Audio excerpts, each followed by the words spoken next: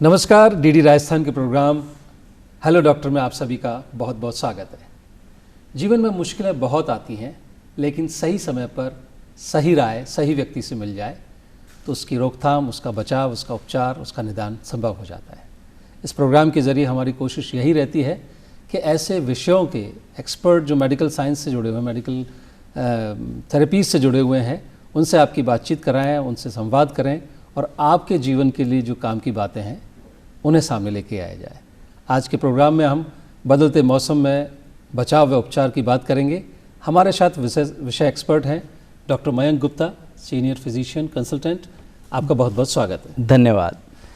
मयंक जी, जैसा कि बदलते मौसम में सबसे पहली खास चीज़ जो देखी जाती है, सर्दियों से की हम बात करें, अक्टूबर के बाद से कि खांसी जुकाम और हल्का फीवर एक आम प्राय सभी को हो ही जाता है जी। तो ऐसे में क्या प्रिवेंटिव केयर हम कर सकते हैं जिससे कि इनिशियल स्टेज पर ही हम उसकी रोकथाम कर सकें? जी पुनीत जी, बहुत अच्छी बात है। जैसा कि आप देखिए कि जब भी मौसम बदलता है, चाहे वो ग्रीष्म ऋतु से सर्दियों का मौसम हो, सर्दियों से हम गर्मी की तरफ बढ़ें, अगर हम कुछ बेसिक बातों का ध्यान रखें तो हम बहुत आराम से जो सीजनल इलनेस है, मौसम में होने वाली बीमारियों से बच सकते हैं। जैसे कि खाना पीना, समय पे सोना, क्या हमें एक्स्ट्रा ध्यान रखना है, जैसे अगर हम किसी दवाई पे हैं तो उसे कंटिन्यू करना, office hours, work life balance, दैनिक दिनचर्या की बातें, बहुत सूक्ष्म बातें, लेकिन हम करीने से उनका ध्यान रखें तो हम बिल्कुल बच सकते हैं। जी, हम हमारे दर्शकों को ये बात कहना चाहेंगे कि आप हमसे अपनी बात फ़ोन के ज़रिए रख सकते हैं। जब आप फ़ोन करें तो अपने टेलीविज़न सेट का माइक्रोफोन स्पीकर जो है वो कम रखें और अपना नाम और संक्षिप्त में अपना सवाल पूछें। हमारा फ़ोन नंबर है 0141270499। दूसरा नंबर है 2704-098। स्क्रीन पर नीचे दिया हुआ है, तो अपना सवाल पहले लिख करके तैयार रखें, फिर पूछें। आगे बात को बढ़ाते हैं। जी पुनीत जी, ये तो रहा कि अब अक्टूबर के वक्त में जो कुछ होता है, लेकिन अभी अचानक देखने में आया है कि पिछले हफ्ते 10 दिन से बहुत तेज़ी से अचानक ठंड बढ़ी है। जी, उससे कुछ लोगों को ज़्यादा तकलीफ़ हुई है।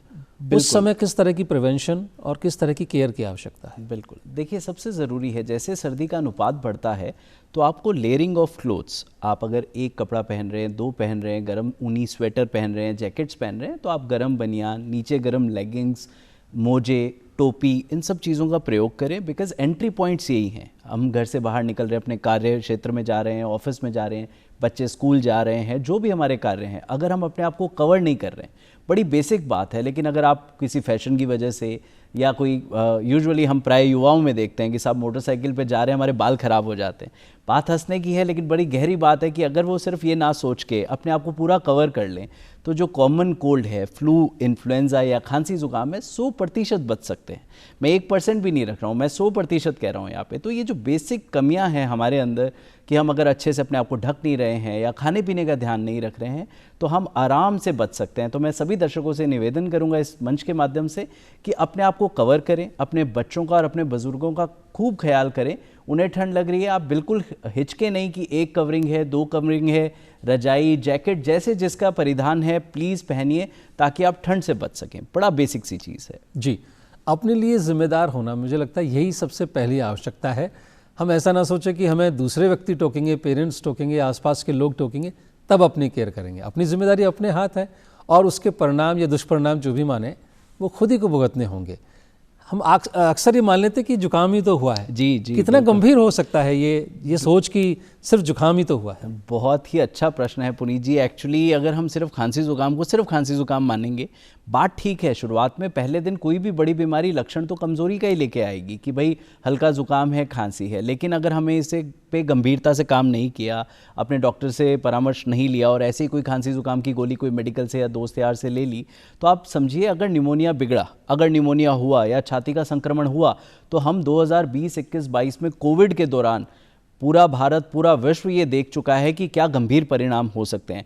तो खांसी जुकाम को हम हल्के में कोविड के बाद तो बिल्कुल नहीं ले सकते हैं। आप सब समझ चुके हैं, अपने परिवार में, दोस्तों में, आसपास में आप सब भुगत चुके हैं। तो मेरा तो सबसे निवेदन यही रहेगा, किसी भी लक्षण को सामान्य या हल्का नहीं माने, आंकलन डॉक्टर को करने दें। आप सिर्फ अपना एक नैतिक धर्म निभाएं कि मुझे अपने डॉक्टर को दिखाना है।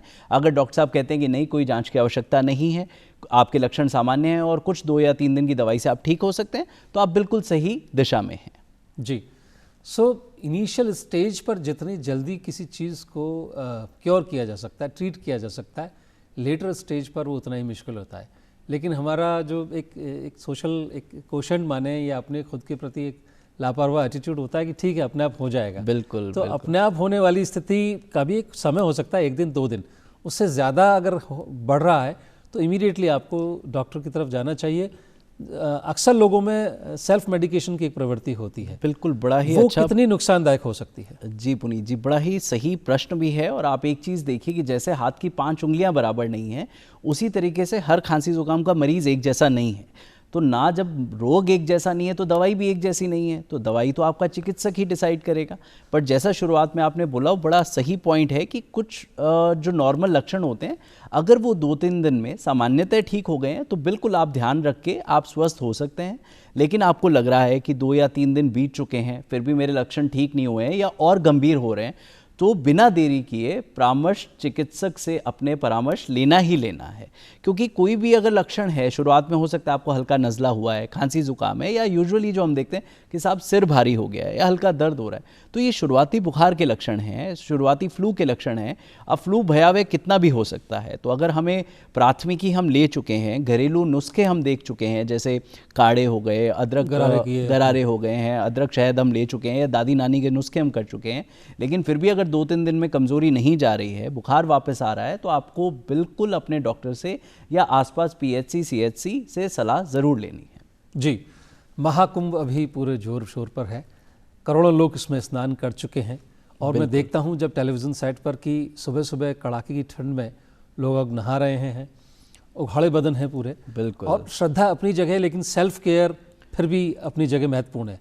और जब इतने सारे लोगों का समूह जब है, जहां वल्नरेबिलिटी है, आपके पास वायरल ट्रांसफ़र हो सकता है, फ्लू आपको हो सकता है, बिल्कुल। तो ऐसे में जब यात्रा करने के समय से ही क्या अपने साथ ले जाना जरूरी है? बिल्कुल, बहुत ही अच्छा प्रश्न है पुनीत जी, क्योंकि आप देखेंगे कुंभ में हर तबके का, हर आयु वर्ग का, युवा, वृद्ध, बच्चे बढ़ चढ़ के भाग लेते हैं। आस्था सबसे ऊपर, श्रद्धा सबसे ऊपर, तो अपने आप को ही भूल जाते हैं। जो आपने शुरुआत में कहा था सेल्फ डिसिप्लिन, वो बहुत ज़रूरी है। तो जब आप घर से निकलें तो आप हमेशा ये ध्यान रखें कि एक छोटा सा मेडिकल पाउच या किट ज़रूर रखें, वो भी सलाह से। ऐसा नहीं है कि मेडिकल वाले ने बता दिया साहब ये दवाई ले जाएं, वो नहीं। आपके जो भी फैमिली फिजिशियन हैं, परिवार में डॉक्टर हैं, आप उनसे सलाह लीजिए कि जैसे बेसिक पैरासीटामॉल, बुखार की गोली, खांसी जुकाम की दवाई, दर्द की मलहम आप ले सकते हैं। छोटा मोटा चलने से कंकड़ लग गया, चोट लग गया, तो आप पट्टी का समाधान आप बिल्कुल कर सकते हैं खुद से ही।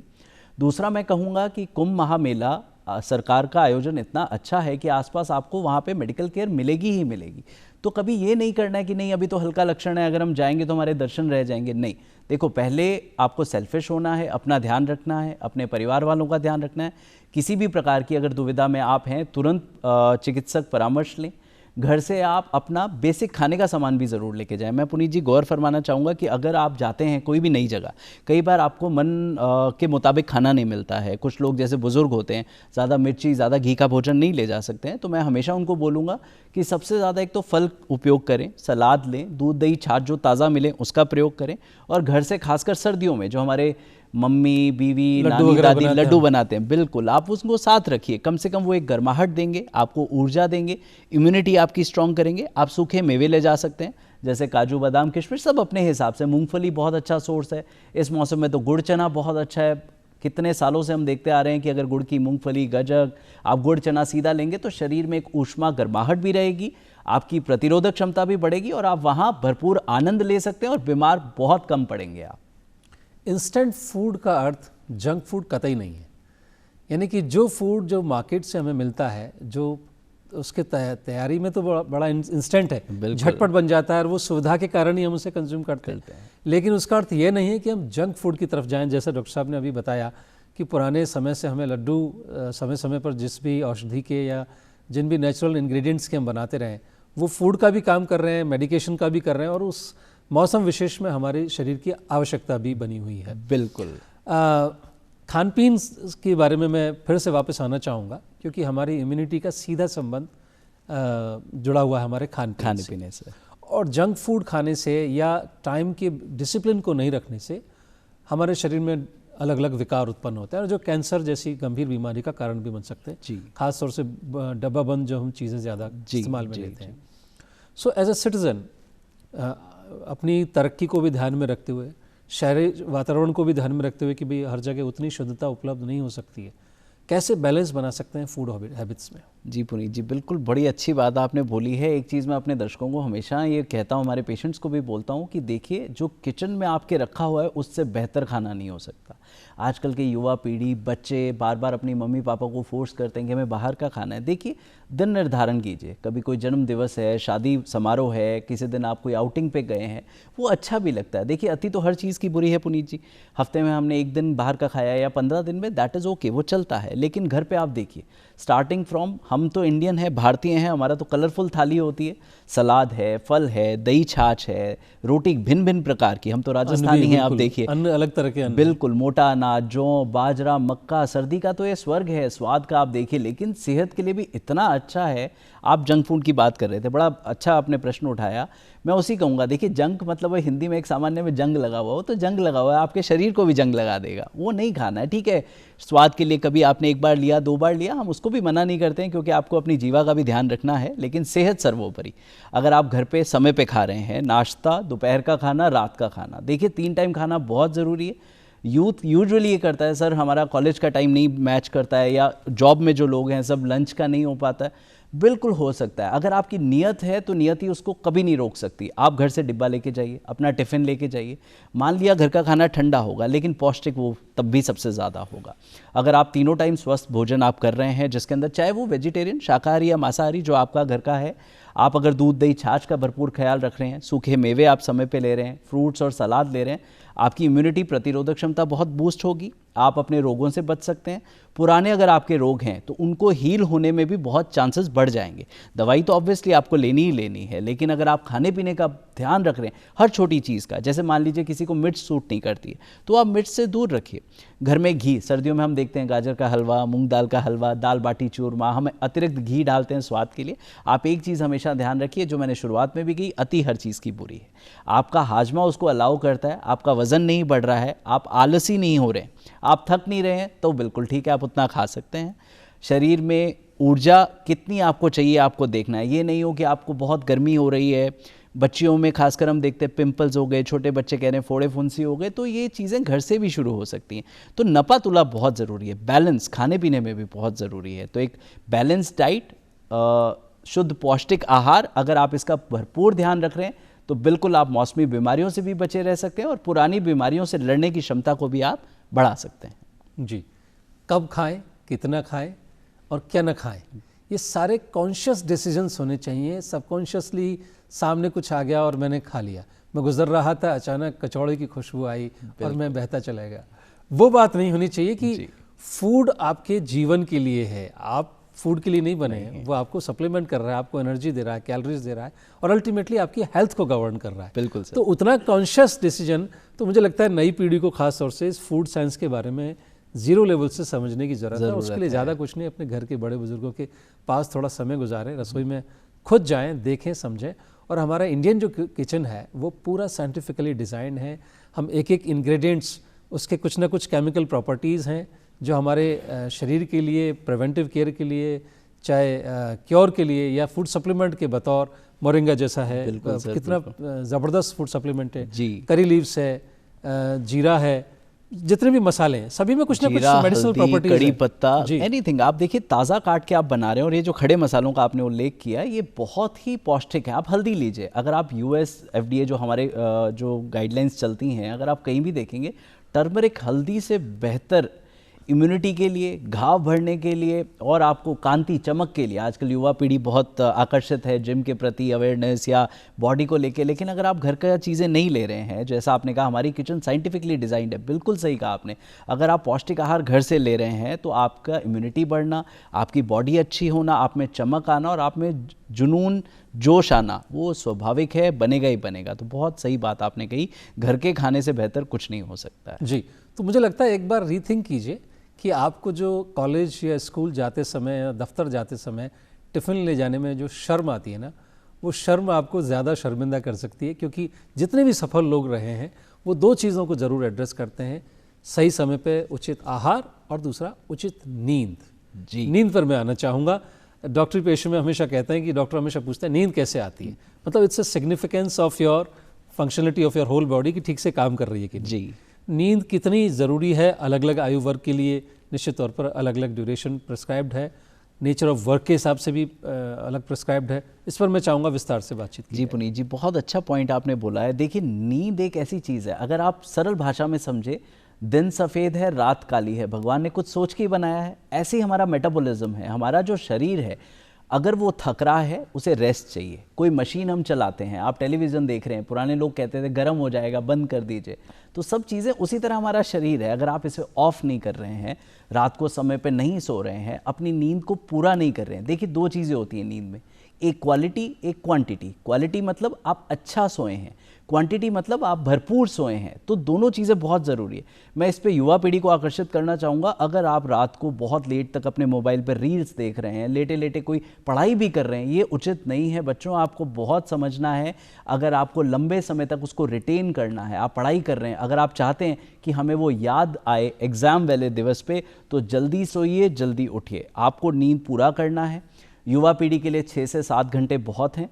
जो मिडिल एज के लोग हैं पुनीत जी, 7 से 8 घंटे, ओल्ड एज में 6 घंटे भी बहुत होते हैं। लेकिन क्वालिटी, जैसा मैंने पहले कहा, जल्दी सोना जल्दी उठना। आप देखिए, बहुत बार इस पे उल्लेख भी आता है, आप अखबार में भी देखते होंगे, मीडिया के माध्यम से भी।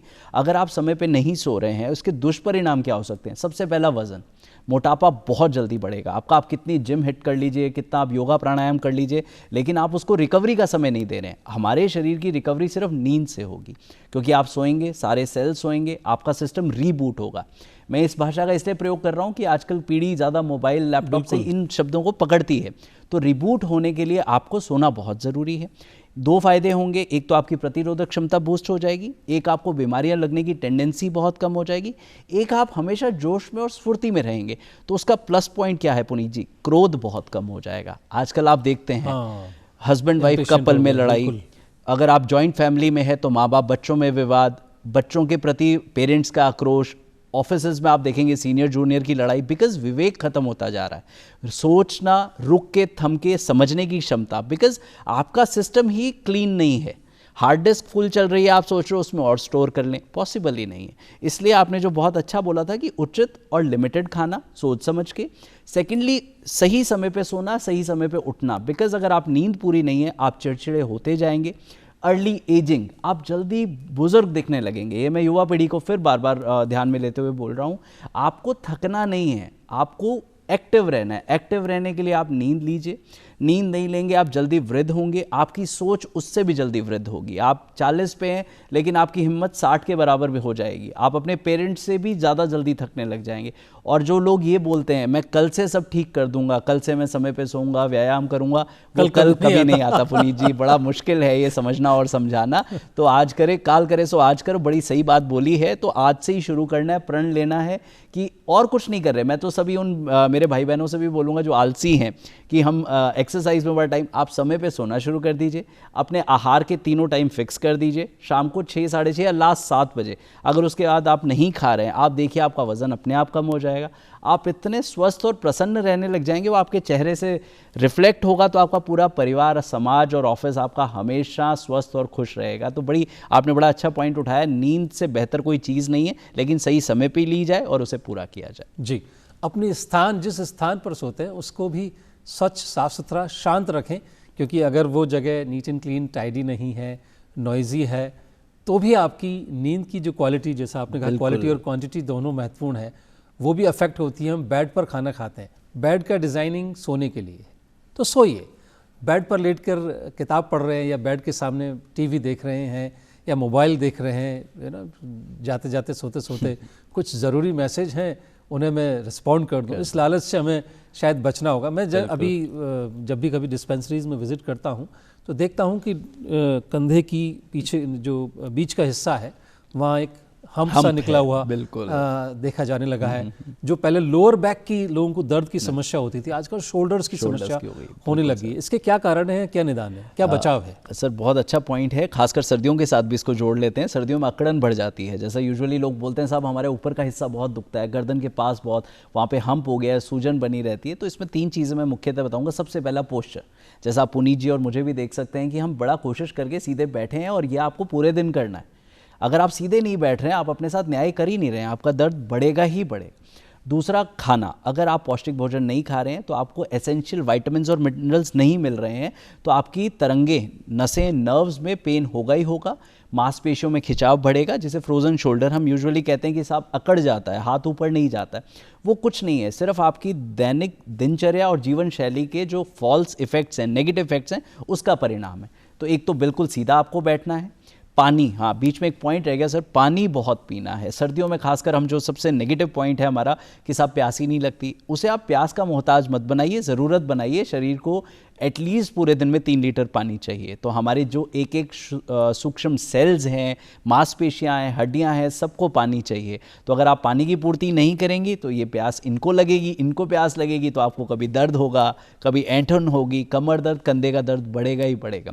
तो एक पानी, एक पोस्चर आपको अच्छा रखना है, समय पे खाना है, और एक आपको डी एडिक्ट होना है अपने गैजेट से। जैसा सर ने को उल्लेख किया, mobile, laptop, tab, screens, TV, anything आपको लग रहा है ये स्किन का एडिक्शन हो गया है, बिल्कुल आप दूर होइए। एटलीस्ट टाइम आउट लीजिए, 35 मिनट, 40 मिनट की ये एक पर्टिकुलर टाइम है, इस टाइम मैं मोबाइल स्क्रीन नहीं देखूंगा, कुछ भी हो जाए, अनलेस अनटिल कोई आपात स्थिति है, आप उसको नहीं देखिए। आपको देखिए एक कितना अच्छा लगेगा, एटलीस्ट आप बैठ के सोच पाएंगे। जैसा पुनीत जी ने उल्लेख किया कि बेड किस लिए बना है, सोने के लिए। चेयर किस लिए, बैठ के पढ़ाई करें, ऑफिशियल वर्क करें। किचन की स्लैब है, खड़े होकर आप कटिंग चॉपिंग कर रहे हैं। बाथरूम, सब कुछ हमारा खासकर भारतीय जीवन शैली डेडिकेटेड है, हर चीज बिल्कुल डेजिग्नेटेड है और डिजाइन बड़ा सोच समझ के किया गया है। अगर लेकिन वही बात है, अगर आप रुक के सोचेंगे ही नहीं तो उसकी महत्वता आप समझ ही नहीं पाएंगे। तो बिल्कुल आपको शारीरिक पोस्चर का ध्यान रखना है। सर्दियों में खासकर एक चीज होती है, प्रवृत्ति हमारी, हम कोकून में होना चाहते हैं कि ठंड कम लगेगी। फिर मैं अपनी शुरुआती बात पे आऊंगा कि अगर आपने लेयर्स अच्छी पहनी हुई हैं तो आपको वो ठंड नहीं लगेगी, तो आपका पोस्चर अपने आप अपराइट और सीधा हो जाएगा। तो आपको जो सर्वाइकल की प्रॉब्लम या लोअर बैक की प्रॉब्लम है काफ़ी हद तक ठीक हो जाएगी। जी, सुंदर दिखने से ज़्यादा ज़रूरी है स्वस्थ रहना। और हम सुंदर दिखने की होड़ में कम कपड़े पहन लेते हैं, ख़ास तौर से जो टीनेज की तरफ जो बच्चे बढ़ रहे होते हैं, घर से पेरेंट्स मफलर, टोपा, कान ढक्के, सर ढक्के भेजते हैं, और बाहर निकलते ही अपने व्हीकल में बैठते ही, स्कूल बस में बैठते ही उसे उठा के बैग में रख लेते हैं। और फिर अंततः ये देखा गया है कि फिर जो हमने पूरी जो चर्चा की उसी पर थी, इम्यूनिटी हमारे जीवन के लिए, स्वस्थ जीवन के लिए आधार माना जाता है। जी जी। उदाहरण के तौर पर अगर आप समझा पाएँ, जैसे अगर कोविड से अगर हम कोई उदाहरण लें कि उस महामारी के वक्त में इर्रेस्पेक्टिव ऑफ सोशल और फाइनेंशियल स्टेटस जी हमने लोगों को खोया, बिल्कुल, लेकिन बहुत सारे लोग इर्रेस्पेक्टिव ऑफ फाइनेंशियल स्टेटस वो जिंदा रहे और उन्हें जुकाम तक भी नहीं हुआ। ऐसा कोई उदाहरण ले सके कि इम्यूनिटी को मजबूत रखना जी कैसे हमारे जीवन के लिए बहुत ज़रूरी है। ये पुनीत जी बहुत अच्छी आपने बात कही, और इस बात से मुझे एक बात याद आई, मैं अपने सारे दर्शकों से साझा करना चाहूँगा कि जब हम कोविड के मरीज़ देख रहे थे उस टाइम, ठीक है हम इतना ओवरबर्डन थे, हम समझ ही नहीं पा रहे थे। जैसा पुनीत जी ने कहा, socio economic status, financial status, कोई वेंटिलेटर पे मरीज़ आ रहा है, कोई चलता फिरता आ रहा है, उनका फेट हम भी निर्धारित नहीं कर पा रहे थे कि ये 3 दिन में ठीक रहेंगे कि नहीं रहेंगे।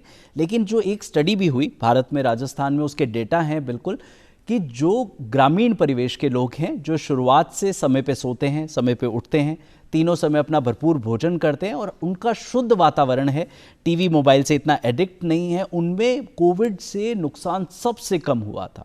इसका लाइव एग्जाम्पल मैं कुछ दिनों पहले अभी मैं चर्चा करना चाहूँगा। मैं चंबल गया था, रणथंभौर से आगे चंबल सफारी है, क्रोकोडाइल सफारी। तो मेरी बिटिया 4 साल की है, तो मैं उसको नेचर से कोशिश करता हूँ कि जोड़ सकूँ। बहुत सुंदर। तो वहाँ पे एक सारथी जो नाव चला रहे थे, उन्होंने कहा कि डॉक्टर साहब ऐसे परिचय हो गया कि मैं 18 साल से यहाँ नाव चला रहा हूँ। तो बात बढ़ते बढ़ते कोरोना पे आई कि साहब आपको एक बात बताऊं, हमारे मरीज में, हमारे गांव में एक को भी कोरोना नहीं हुआ। तो मैंने थोड़ा कोशिश करा उनसे विवाद करने का इस तरीके से कि नहीं ऐसा नहीं होगा, आप लोगों ने जांच नहीं कराई होगी।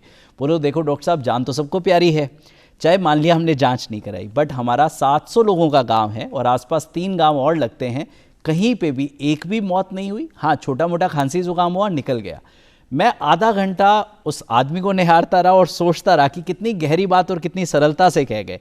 तो जब मैंने रेट्रोस्पेक्टिव एनालिसिस किया, उनका लाइफस्टाइल, शाम को 6:30-7 बजे वो सब घर चले जाते हैं, पूरा परिवार साथ बैठ के भोजन करके सो जाता है, सुबह जल्दी उठते हैं, अच्छा भोजन घर पे ताज़ा पका हुआ खा के अपने काम पे जाते हैं, ना ज़्यादा चाय लेते हैं, ना ज़्यादा मोबाइल टीवी है उनके पास, संसाधनों की कमी है, पॉल्यूशन बिल्कुल नहीं है। तो आप देखिए, रूट से जुड़ी हुई बात है कि अगर हम दैनिक दिनचर्या में, जो आपने इम्यूनिटी की बात करी, सिर्फ इन छोटी छोटी चीज़ों को इनकॉर्पोरेट कर लें। मैं समझ सकता हूँ गैजेट सबको ज़रूरी है, मुझे भी ज़रूरी है, आपको भी ज़रूरी है, लेकिन एक समय निर्धारित होना चाहिए। उसी प्रकार खाने का समय निर्धारित होना चाहिए।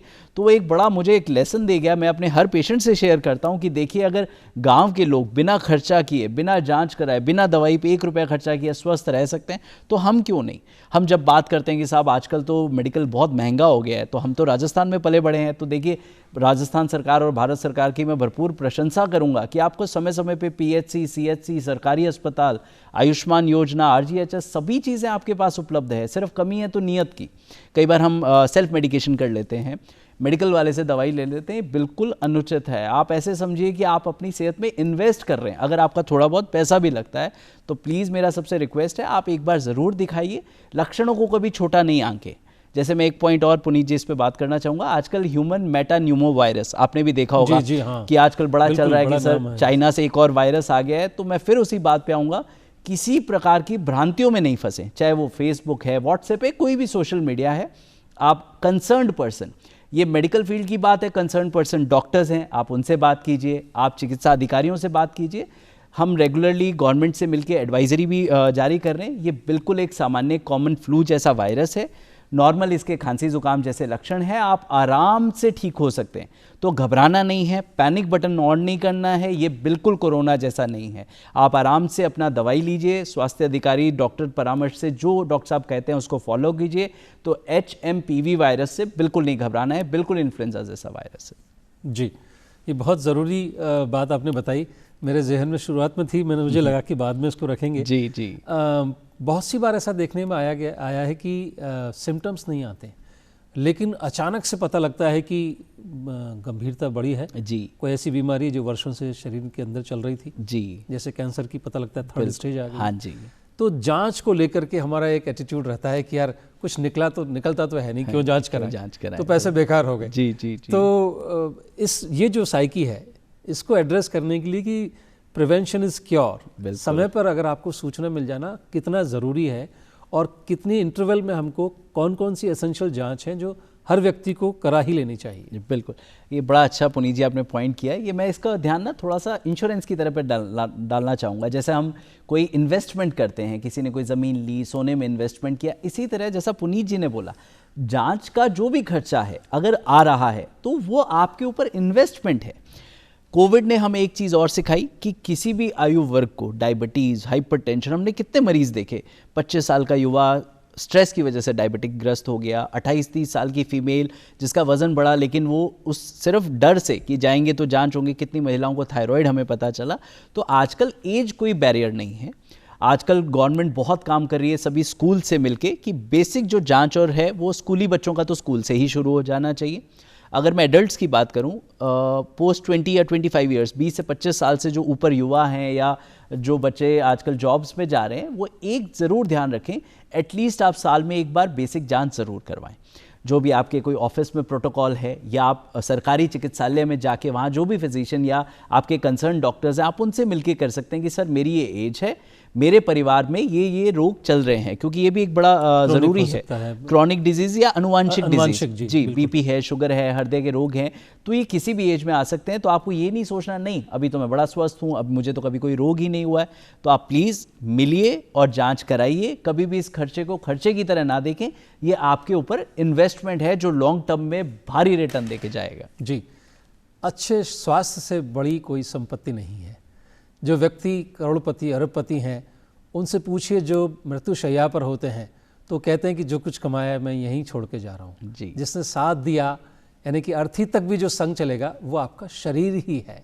तो इसको प्राथमिकता दें और इसकी संवेदनशीलता को समझें कि इसको स्वस्थ रखना सिर्फ आपके अपने हाथ में है।